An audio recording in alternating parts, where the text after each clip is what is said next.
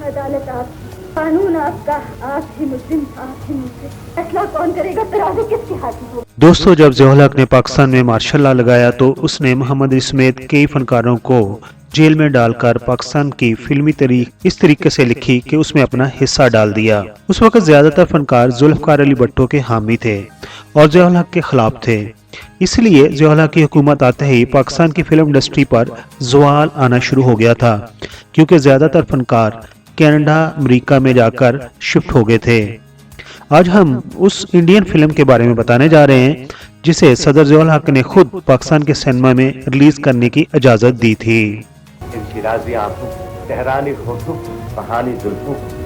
जब सदर ज़िया-उल हक ने उस फिल्म को पाकिस्तान में चलाने के लिए खसूसी आर्डर दिए थे तो उस वक्त कोई तसव्वुर नहीं कर सकता था कि कोई फौजी जर्नल उस फिल्म को पाकिस्तान में रिलीज करने के आर्डर देगा जो इंडिया में नाकाम हो चुकी है। दोस्तों, मैं बात कर रहा हूँ इंडियन सिनेमा की सुपरस्टार अदाकारा मीना कुमारी और अदाकार प्रदीप कुमार की फिल्म नूरजहां की, जिसे प्रोड्यूसर शेख मुख्तार ने एक कसीर सरमाया से तैयार करवाया था और इस फिल्म को इंडिया में 1967 में रिलीज किया गया था।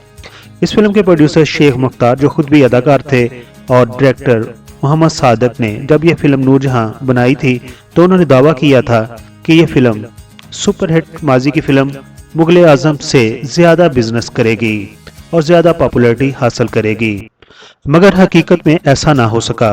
फिल्म नूरजहां वो शोहरत ना हासिल कर सकी जो फिल्म मुगल आजम को हासिल हुई थी। अब बात करते हैं जो फिल्म इंडिया में नाकाम हुई उसे पाकिस्तान में कैसे रिलीज किया गया। 1980 में जब ज़िया-उल हक का दौर था तो फिल्म नूरजहां के प्रोड्यूसर शेख मुख्तार ने बॉलीवुड की मशहूर अदाकारा बेगम पारा से दरख्वास्त की थी कि आप अपने असर और रसूख को इस्तेमाल करके उनकी फिल्म नूरजहां को पाकिस्तान में रिलीज करवा दें। ये बात सुनने वालों और देखने वालों को शायद हजम ना हो कि सदर ज़िया-उल हक ने बेगम पारा के कहने पर फिल्म नूरजहां को पाकिस्तान में रिलीज करने के आर्डर दे दिए थे। ये काम करवाने के लिए बेगम पारा खुद 1980 में पाकिस्तान तशरीफ लाई थी। अब हम आपको बता दें कि बेगम पारा कौन थी और वो कैसे इतना असर और रसूख रखती थी कि सदर ज़िया-उल हक को भी उनकी बात माननी पड़ी और उनके कहने पर फिल्म नूरजहां को पाकिस्तान में रिलीज करना पड़ा। अदाकारा बेगम पारा मारूफ बॉलीवुड एक्टर दिलीप कुमार की भाभी थी और दिलीप कुमार के भाई अदाकार नासिर खान की वो बेवा थी, जबकि अगर आपने इंडियन फिल्म सलामी देखी हो तो उसके हीरो अयूब खान की वो वालदा थी। अदाकारा बेगम पारा 25 दिसंबर 1926 को पाकिस्तान के शहर जेहलम में पैदा हुई थी। बेगम पारा का असल नाम जुबैदा उल हक था। बेगम पारा के वालिद मियां एहसानुल हक एक जज थे और अपने वक्त के एक बेहतरीन क्रिकेटर भी थे, यानी कि बेगम पारा का तल्लुक एक पढ़ी लिखी फैमिली से था। बेगम पारा ने जब फिल्मों में अदाकारी करने के बारे में अपने खानदान से बात की तो शुरू में तो कोई भी नहीं माना था, क्योंकि उस वक्त फिल्मों में काम करने वाली अदाकाराओं को अच्छा नहीं समझा जाता था। अदाकारा बेगम पारा की दिलीप कुमार के भाई नासिर खान से शादी हुई थी, जबकि उनके शोहर नासिर खान का 1974 में इंतकाल हो गया था। अपने शोहर के इंतकाल के बाद वो इंडिया को छोड़कर पाकिस्तान में आकर सेटल हो गई थी, लेकिन चंद साल ही वो पाकिस्तान में रही, उसके बाद फिर दोबारा इंडिया चली गई थी। बेगम पारा बॉलीवुड की वो अदाकारा हैं जिन्होंने 1951 में एक अंग्रेजी रसाला लाइफ मैगजीन के लिए बोल्ड फोटोशूट करवाया था, जिस पर उस वक्त इंडिया में एक बड़ा हंगामा भी खड़ा हो गया था और कोई सोच भी नहीं सकता था कि एक मुस्लिम अदाकारा इतना बोल्ड फोटोशूट करवाएगी।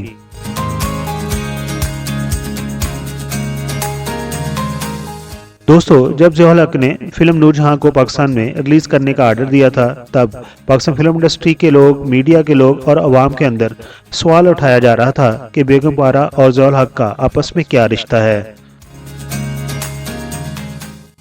जो एक इंडियन अदाकारा के कहने पर सदर ज़िया-उल हक ने फिल्म नूरजहां को पाकिस्तान में रिलीज करने पर मजबूर कर दिया है। दूसरे फनकारों के साथ स्पेशली अदाकार यूसुफ खान ने इस फिल्म की बहुत मुखालफत की थी कि इंडियन फिल्मों को पाकिस्तान में रिलीज नहीं होना चाहिए, मगर ये दौर था मार्शल लॉ का और सदर थे ज़िया-उल हक, किसी की सुनी नहीं गई और पाकिस्तान के तमाम बड़े शहरों में इस फिल्म को दिखाया गया था।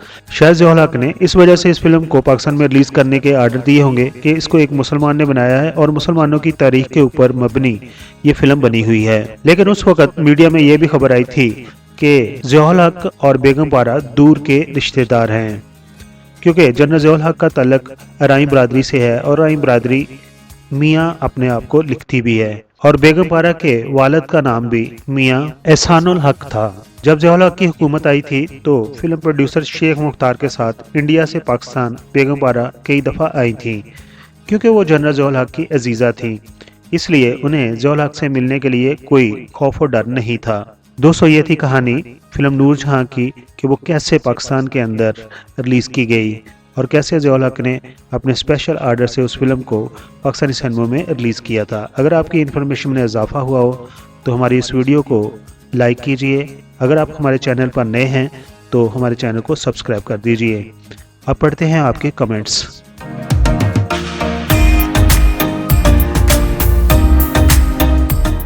पहला कमेंट्स आया है आरफा सिद्दीकी एक्ट्रेस की वीडियो के ऊपर। हमारी बहुत ही प्यारी सी अदाकारा हैं ये, और हाजी नवाज के नाम से आईडी बनी हुई है और वो कहते हैं नाइस, और साथ उसके उन्होंने 4-5 दिल भी भेज दिए हैं, यानी कि वो उनसे प्यार करते हैं।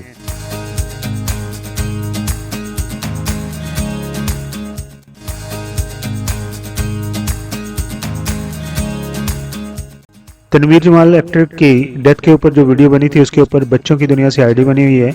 वो कह रहे हैं या कह रही हैं कि अल्लाह उनका वो जहां अच्छा करे। लैला वास्ती एक्ट्रेस की वीडियो के ऊपर फौजिया सुल्ताना कहती हैं कि she is my most favourite artist. जी, वो बहुत ही खूबसूरत हैं, प्यारी सी हैं, सबकी ही फेवरेट हैं।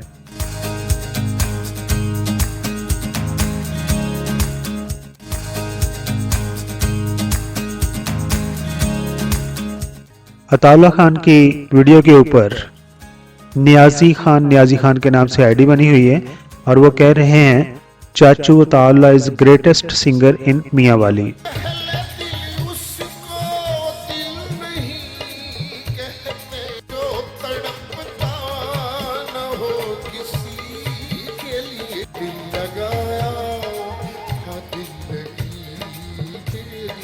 दोस्तों, ये थे कमेंट्स जो आपने हमारी पिछली वीडियोस पर दिए थे। इसी तरह हमारे चैनल्स के साथ जुड़े रहें और अपने ख्यालात का इजहार करते रहें। हमारे लिए आपकी राय बहुत ही अहम है और हम आपके कमेंट्स अपनी अगली वीडियो में हमेशा शामिल करते हैं। अपना बहुत सारा ख्याल रखिए, अपनी फैमिली का बहुत सारा ख्याल रखिए। Thank you so much. दोस्तों, अगर आपने हमारा चैनल अभी तक सब्सक्राइब नहीं किया तो प्लीज़ सब्सक्राइब कर दीजिए और हमारे साथ जुड़े रहिए।